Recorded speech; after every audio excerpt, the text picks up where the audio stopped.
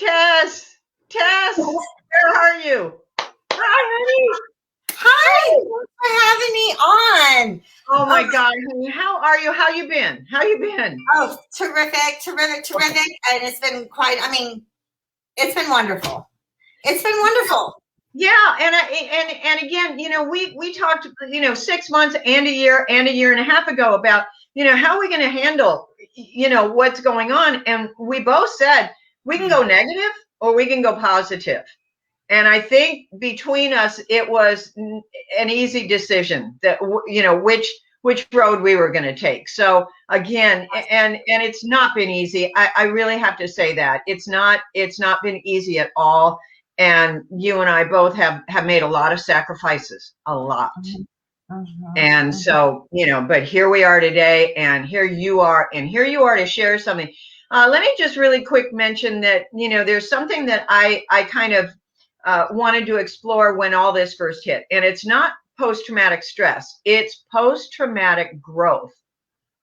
And this is like, what do we have to learn? How can we do better? And what is my challenge? What makes me a little bit afraid to do? That's the greatest growth for me.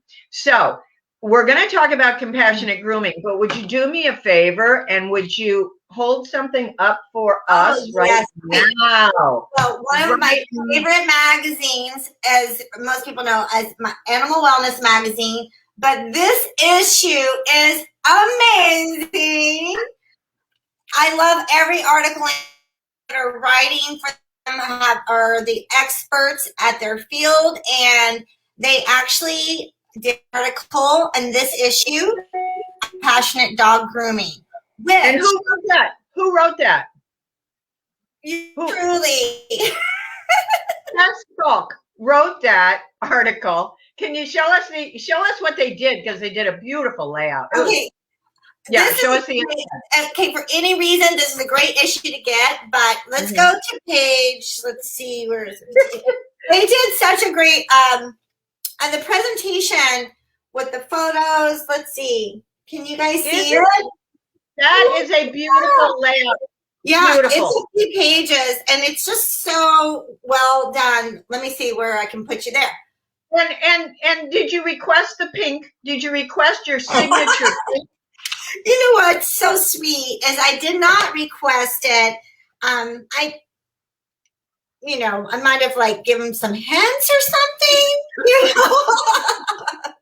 It does help us, which is nice.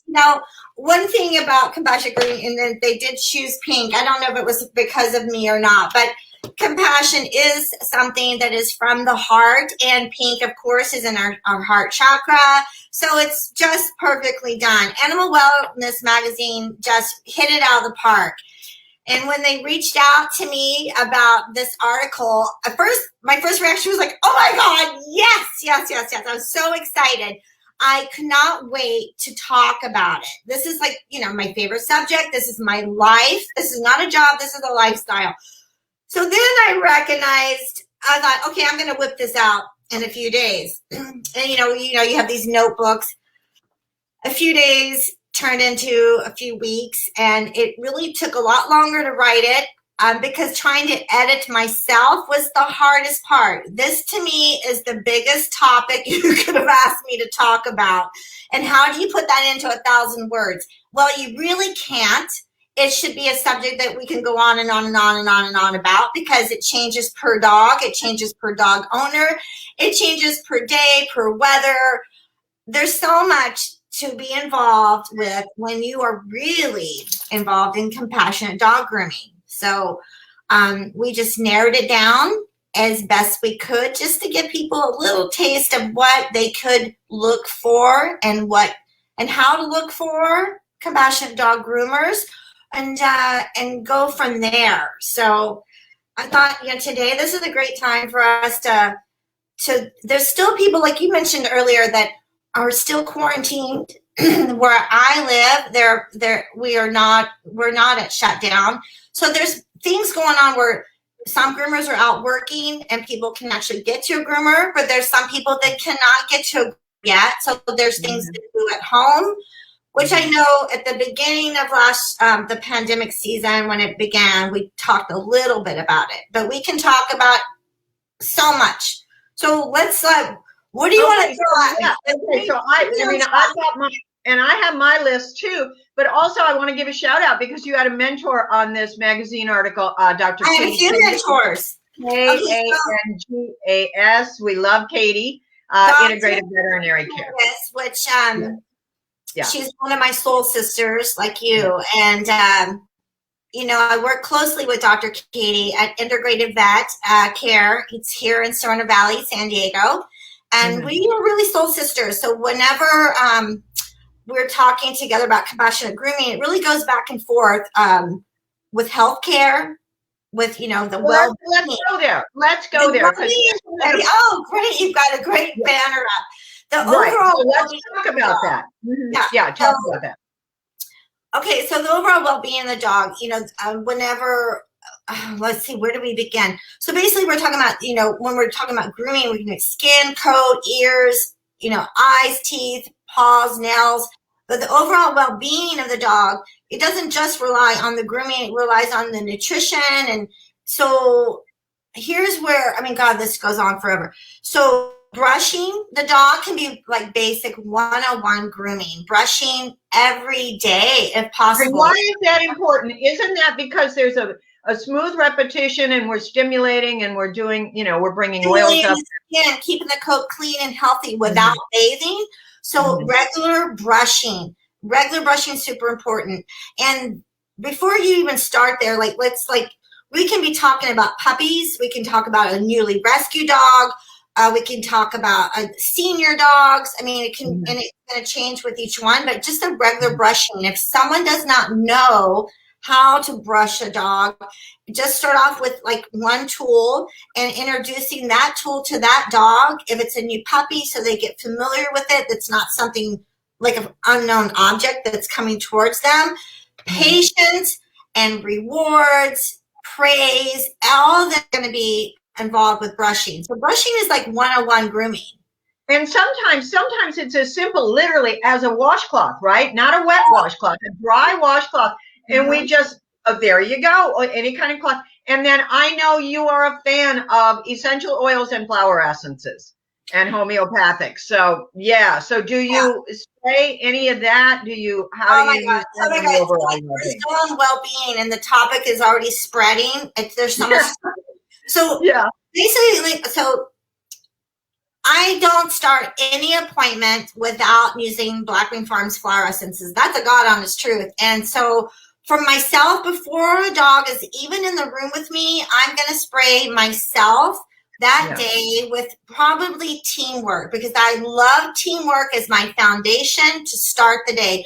And it's just prepping me for the animal that's about to be in my presence. Also, not just the animal, but the person, the pet owner. That's a big part of it too. So, oh my gosh, I want to go from pet parent to the flower essences and all. So basically, flower essences come into play every appointment, and I will use the information I get from the pet parent to also guide me for which flower essence I'm going to use. For example, this is a newly rescued dog. They don't know its past history. It's not a puppy, but it's not ancient.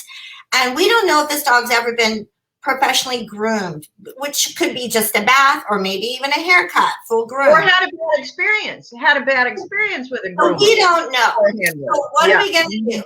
So I've already explained myself with teamwork. I'm getting this much information from the pet parent. That's all the information I have. So introducing myself to the pet, I'm going to go ahead and start with new beginnings because it's new beginnings and that's what we use in the shelters. That's what we use in the shelters for shelter dogs that are coming in, and cats that are coming in, and we don't know anything about their background. We just want to help them. We want them to settle in, feel comfortable, be okay. And that's not only getting to the shelter and being there the first 5 days, but also going to their new home or their foster or in transport. So all of this, we want them to feel, what do we say? Safe, sound, and happy in all situations. Yeah, go ahead. New beginnings is really simple to start off with if you don't have any information. So I'll go ahead and spray my hands and even offer my hands to the dog to see if they want to sniff it even. Sometimes they'll go on and lick it. Sometimes they'll turn away from it. They're not interested in it, and that's okay. That could be. And sometimes too, that just means, you know, okay, this is okay. When they turn away, that means so many different signals. It has so many different signals. It's kind of like, you know, I'm okay with this, but I just can't look at you right now. It's a little like a 3-year-old, you know. You know, I love you, but I'm not sure about the broccoli on the plate. And I think that, being on a regular schedule and also at that moment, if the dog does turn away or not, allowing that time. So the beginning of the groom is going to be just an introduction, a time frame where I and the dog are getting familiar with each other. When I'm with the dog, I can, you know, just sit here and go ahead and touch them, find out what they will allow me to do, what they're not comfortable with. This is a great time for me to go over the coat, condition of the coat. Are there any matting going on? How long are their nails? Do they get irritated when I touch their ears, face, or even near their tail? So this is a great time to just analyze what this dog and I can do together and go forward from there. So what I think right now, I think what you're saying, so tools of the trade, your first tool of the trade, first of all, is how you enter the room, how you approach the animal. You know, your first tool is your emotions. Second tool are your hands, right? That is it. We're not talking Drummels, we're not talking files, we're talking. Oh my God, the tools. I always say my strongest tool is my mind. That's the first thing. I am putting myself in a mindset where I am very open and intuitive to what this dog has to show me. Being able to see and read that dog is everything. And if we really sit back and we're open to that, they're going to offer that information to us. They're going to show us by signals, by panting, by nibbling, by coming up, by tail wagging, ears up, ears down. Being able to read the dog is just by using your mind and being open to that. So you got to start from there. Another thing, I know we're going back and forth, and I apologize. I'm super excited about this topic. If there was a client that called me that I don't know yet, a new client is calling, that's where the appointment begins, because it's going to begin with that conversation and the communication I have with the pet parent.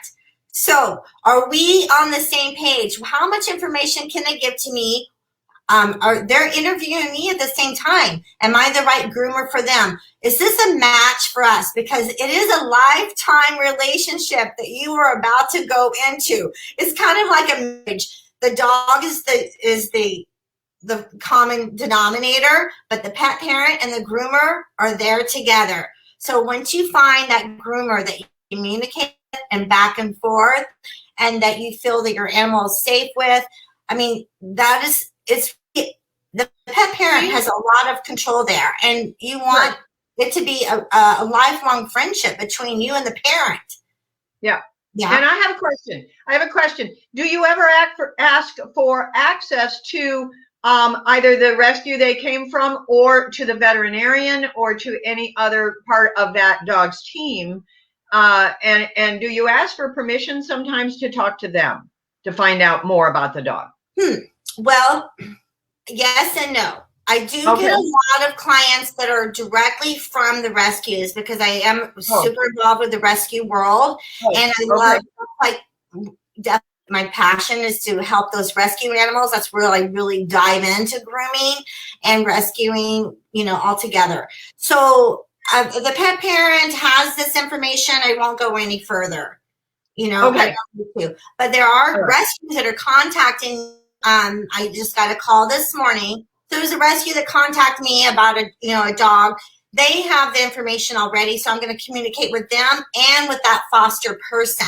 So they just need some guidance on how to go forward with bathing this dog that has an injury. So that's going to be a one-on-one situation. But no, I won't go past the pet parent. But I do see a lot of fosters. So that foster group to me is the same as the rescue group, and I'm getting information from there. Communication between the groomer, the pet parent, and the groomer and the dog. Does your groomer have the ability to be intuitive towards your dog's needs?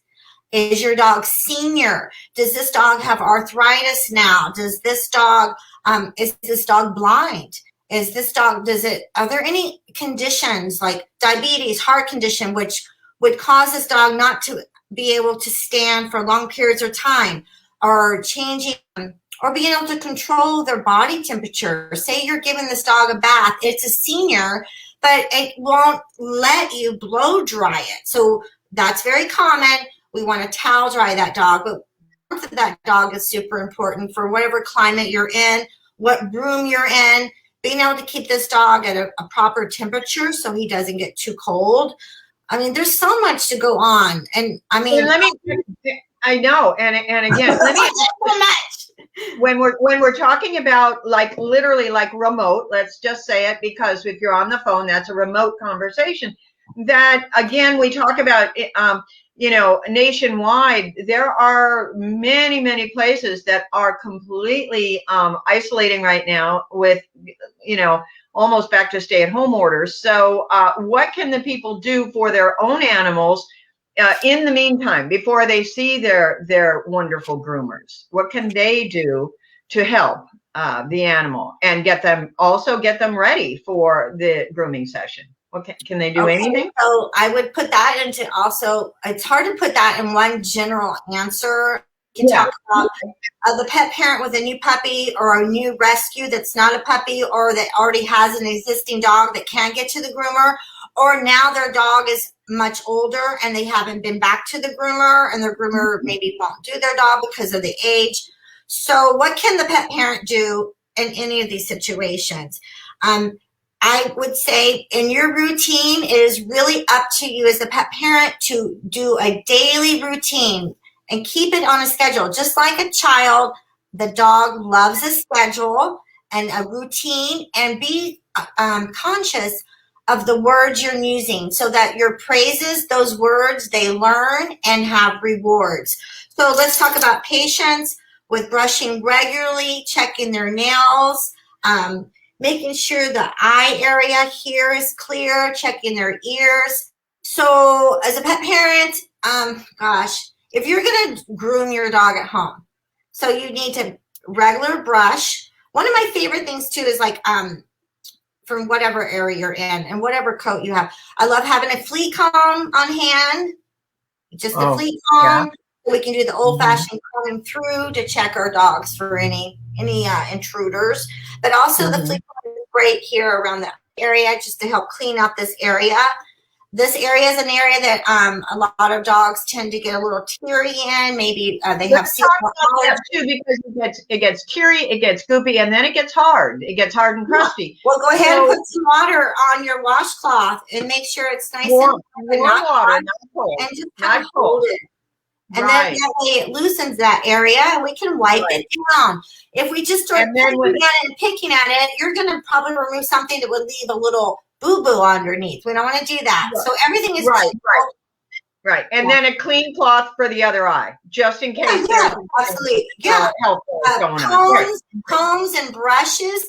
If you don't have grooming tools at home, even your own hairbrush. Now, this isn't ideal for many reasons. A lot of coats just won't do with this. But if you have a dog and you don't have like a slicker brush or the proper brush for their coat, go ahead and start with your own brush.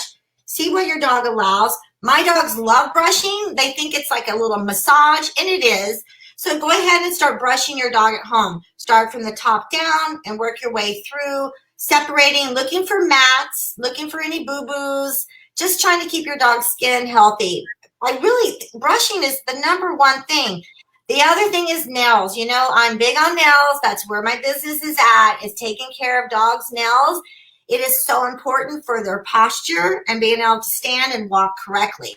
As they get older, their dogs' legs, they're going to probably stand a little lower. We want to keep them standing nice and tall. If their nails get too long, they're going to actually lower their ankles and not walk their nails down.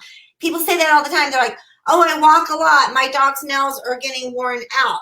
Probably a younger perfectly postured dog could do that if you're actually walking on the sidewalks. As they get older, they're walking less, their nails are getting long still. Are you trimming their nails at home? If you're afraid to, which a lot of people are, because clipping can be very scary to the dog and to the human. And if the human's already scared, the dog's going to feel it. So go ahead and start with a nail file, a nice coarse nail file. Sitting down with your dog with their favorite treats in your lap, taking them and massaging them, taking one nail at a time and just start filing. If you did this every day from the past year to today, your dog wouldn't have long nails. I mean, it's an everyday thing. I set time aside for each of my dogs every day. It's part of our routine.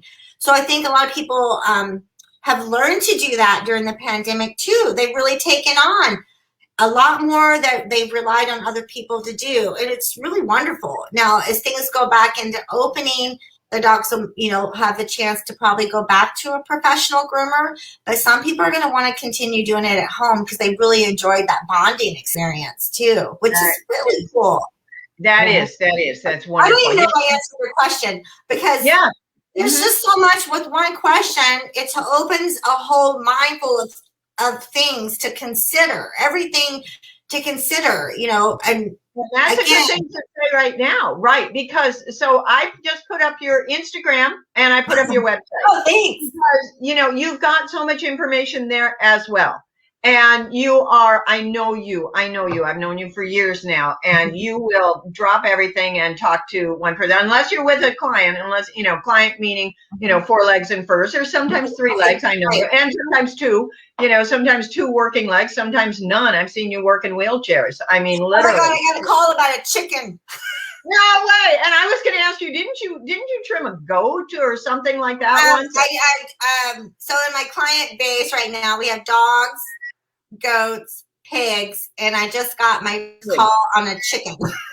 There you go. Because we really need to stay on top of this. It's like, oh, well, they're not in pain. Yeah, they are. You know, you can see they're 3-legged lame, or you know, the blood supply starts to flow down into the area where it shouldn't be. And, you know, so yeah, we've got a whole bunch of stuff for you to keep an eye on. And just, again, so Tess, I know you are completely accessible at Pedicures by Tess, Instagram, and your website, pedicuresbytess.com. I know you, honey. I know you are there for every animal, every consult. I know you are. So hold up the magazine one more time before we sign off.